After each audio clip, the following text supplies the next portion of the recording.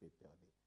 Alors nazo senga lelo étant que tous en kata diaspora awa na fungula ligne bande ko bobenga to solo là pour pesa ba vie na bino parce que ba vie na bino que compter concernant les dialogues oyo et salami biso moto yebi ke dialogue ngo ko na suka et sili ko na ko loba ba secret musu se yana ngona sima yango na lingi to solo là bande ko besoin na texte mais ça beaucoup tester concernant ma solo oyo et puis dès na fond la ligne a pe bande ko ba ko benga alors na pesi dadi Espérance Mbakadi happy birthday na e bomoni ndenge libota mobimba ba pesi ba happy birthday na pesi birthday na famille et na Espérance Mbakadi auto benga e hop ali dadi na biso donc na ebite so na ko benga na ngana benga souverain donc na oyembele nzembo moko pona birthday na e Nzambe ye azali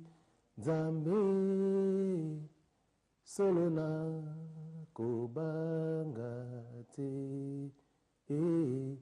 Nzambe ye azali Tata Nzambe solona kobanga te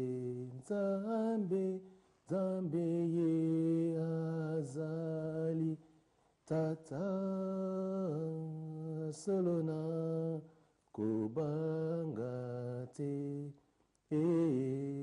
Nzambe azali Tata Nzambe solona kobanga te wana za nzembo na yebeli dadi na biso Espérance Mbakadi pona happy birthday na ye Nzambe azali Nzambe alors hope oza bibliothèque makambo ebele tondami kati na bomoi na yo ndenge bandeko balobi tomoni complexe scolaire ya église Mangembo tomoni ba makambo ya minene basali nazaki pe na ba image moko eleki te salaki mwa flou wana ezalaki complexe building moko basali na bande une église ya matériaux durables oyo église Mangembo esalaki na bande ndu tomona ngo prochainement alors on a pesi représentant de l'église Mangembo hier au Azali na Londres apôtre Augustin Mbona Ngenga Mbote avec toutes les équipes de l'église Mangembo na Londres archipatrique Mbote Nzamba Pambola yo Mama Nicole Mbona Mbote c'est un pasteur au pasteur Azotea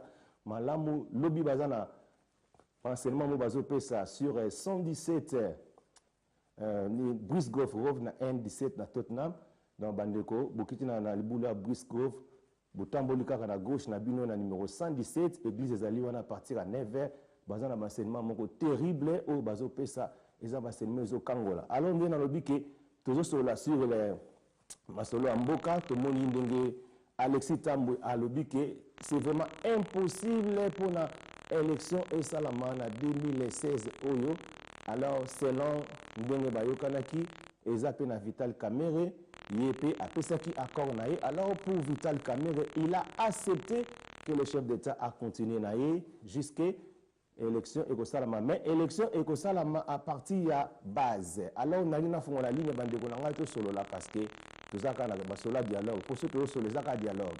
Au PCB Nabino, bah tu peux bagozonger en considération parce que bah idée que ça m'a ming surtout ming na welcome tu veux ming na biso bato en Angleterre. Alinzambe a pouvoir kango pe salamaka. Alors, on dit que 2016, élection pesate, alors il y a un peu clair, et au Salamanangote. Alors, qu'est-ce qui va se passer le 19 décembre? Alors, Karen, can you open the line, please? Alors, toujours, il faut la ligne, Bobenga, Bopesa Baïdé, tout solo là, s'il te plaît, nous sommes à la télévision, tous en a milliers de personnes, et même les étrangers sont en train de nous suivre, l'émission, nous sommes à la télévision.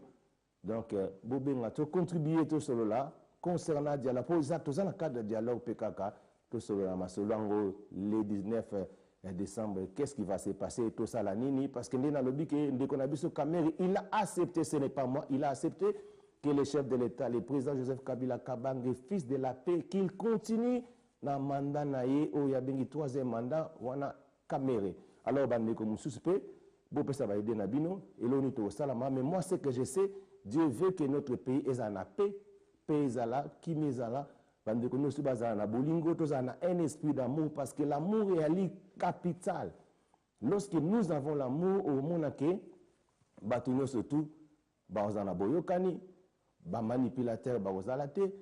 Alors bandeko ligne za ouverte celui pour retenir dans texte message tout le texte message toujours sur là nazala besoin to kabino donc to participer à l'émission s'il te plaît, c'est très important pour que ça va aider nabino ou pas continuer à texte message na yatindi.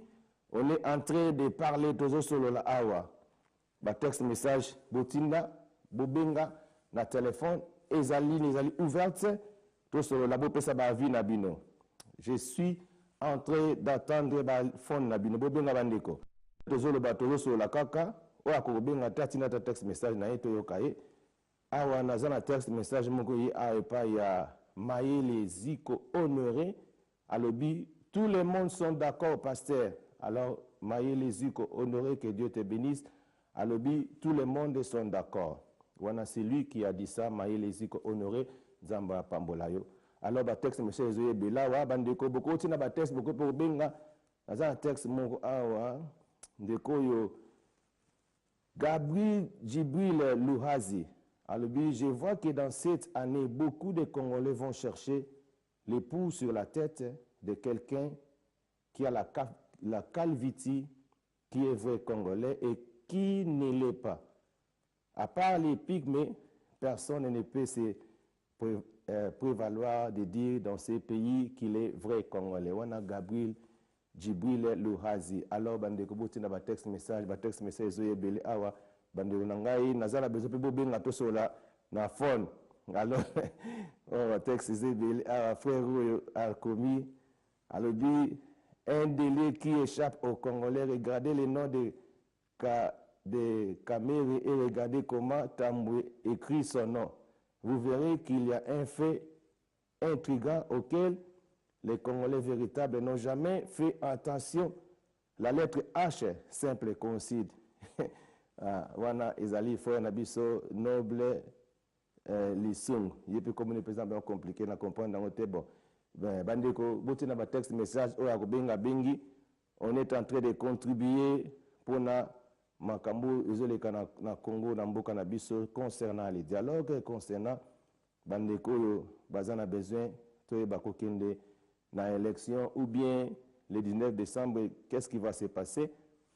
Pour tinda ba texte message bobenga on est là au pasteur a fongola la ligne té na fongoli ligne za ouverte sur ligne zo salate boye bisinga zo salate mais c'est ouverte texte message pendi na biki na zo tanga ba message ne so so tindi na otanga ngai na tanga ba message dans bandeko on est en train de parler parce qu'on a lobby na zoloba.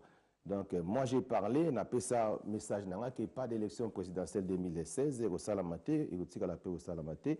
Alors, tu as une élection selon Ndenge Mibeko Lobby, Ndenge Tambwe Mwamba Lobby, au moins en 2019. Ce n'est pas moi, c'est Alexis Tambwe Mwamba 2019. En 2019, on a dit que tu as une base. Donc, tu as une élection locale. Donc, local, donc, jeune, côté Sika. Participer na gouvernement na biso parce que gouvernement jeunesse yango na ndeza malamu parce que gouvernement jeunesse ndeko sala ke makambo ezala bien. Alors on a vu message moko awandeko a Tchekombote alors na tala alobi pourquoi ne dites-vous pas la vérité à la population? La constitution actuelle a beaucoup des articles à réviser vu les contextes politiques actuels. Pourquoi cela devait-elle être un tabou? Non, tout par que la vérité maquillage était. Moi au moins, j'ai le mérite de le dire car je vois déjà là où mon pays se dirige. Mais, ne pas commis comme beauté. A commis le roman, oh, il y a commis.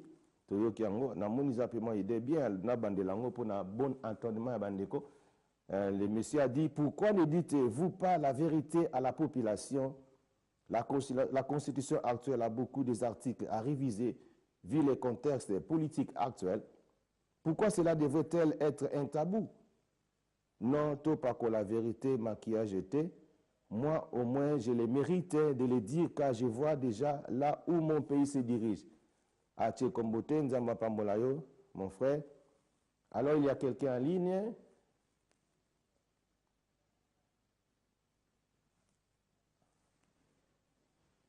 Il y a quelqu'un en ligne, alors... Oh, de quoi Kati Aki. Alors, on va écouter. Ok, thank you. Thank you very much. Bandeko bobenga, on est là, tous solo là, ezaka dialogue, tous na besoin mboka na biso bongande to lobike, tous na bolingo. Donc to lingana biso na biso, nazo répéter bino moko Kamere opposant, mais Kamere opposant andimi chef de l'État continue, c'est Kamere bobenga e botuna e bata INCP bazali awa. Yango ndeko mususu wana soki Bertrand alongwaki pour la situation. Donc c'est eux, nous les avons comme na bango. Bandeko boti na zu message moko awa frère Poncien Maboy. Alors bi tellement yo pe olingi okoma. Olingi okoma lokola bango, yango wana oza ko encourager bango bazami yibi. Na yibi to soki bango bandana yango bazami yibi. Oh, enesta bona frère Poncien Maboy atindi message na ye abike ngai pe na yibi te si c'est moi ou quoi. Alors vous avez un message alors oya kobenga bengi nazali na besoin vraiment to so la lokola dialogue yango pe sili donc to bidomo bomoni mais na na yebisa bandeko ke lokola esili donc tozana eloko moko Dieu est en train de me révéler eloko to ko sala siko ke ezala référendum kaka pour peuple eloba yonga pe na tiki communauté na biso na kati na Angleterre toloba to solo la bo pesa ba idée na bino alors na yebiki bozo belé bozo tanga soko bengi alors Gabi les kabilistes Gabi nazo kaote hein benga pesa vina yo hein soko tina texte mission kama ndeko musiba tindi awa tina texte message Alain Comichelo alobi la le cerveau du PPD c'est Sergent Arimova il y a alobi le cerveau du PPD c'est Sergent Arimova ndeko Alain Comicheto voilà yende alobi alors ndeko botinda ba texte message ou bien bo benga to solo la ligne za ouverte pour na bino nyonso tout bo contribuer to yoka bino donc nazali na besoin lokola dialogue style je suis vraiment en paix naza vraiment na besoin on loba mingi te parce que je sais c'est que o linga ke salama yango mo pe chise ke di pa ke nakete pa ba ke e osuka ka ndingwana donc tout le monde sont d'accord alors nazo tanga article 64 Article 64, alinéa D, dit ceci, nous devons protéger notre parti comme le dit article 63 de la Constitution de notre pays. Toute tentative de renversement du régime constitutionnel constitue une infraction imprescriptible contre la nation et l'État et est punie conformément à la loi. Natangi article 64 na répété les article 64 laisse bande comme sous baromeka au sala ba tentative moko boye selon l'article 64 alinéa D nous devons protéger notre parti comme le dit article 63 de la Constitution de notre pays qui est le Congo. Toute tentative de renversement du régime constitutionnel constitue une infraction imprescriptible contre la nation et l'État. Elle est punie conformément à la loi. Donc, un article, punition à la terrible. Dans la information, hier soir, on a condamné un Américain à 99 ans. Bapesi 99 ans. Parce qu'il a trahi le gouvernement. Alors, Azui, 99 ans. Donc, 4 fois, life sentence. Alors makamwana basaka na ngote bandeko na ngai yango nazo kebisaka bandeko tozo solo la alors awa nazo tanga oh mon frère soutenant Kabila a tenu des messages à Nzama Pambola, c'est un ami que j'aime beaucoup alobi boye à répondre ndeko moko alobi biko silikate ndenge nazo koma awa ke président na biso akovanda na biso ti na 2050 oh soutenant Kabila nde akomi susu alobi elembo ya nzambe eza style alobi elembo ya nzambe eza style soutenant Kabila kombo na ye yangwana oyo apesa na Facebook alors nde tozotanga ba message ba texte message ya bandeko tozotanga nazaki na besoin vraiment bandeko tosolola na bino bopesa ba idée na bino parce que je suis là au pasteur afungolaka ligne te oh pasteur na fungolaka na ligne obenga na yo pesa ba idée na yo tokoso je suis là je suis en train de vous attendre oya ko benga oyo pe otina message tindika message na yo tozana donc tout ça l'émission ensemble Parce que ceux qui loba, on a prendre des partis. Puis moi, je parle des choses réelles, des choses au salama. Je suis premièrement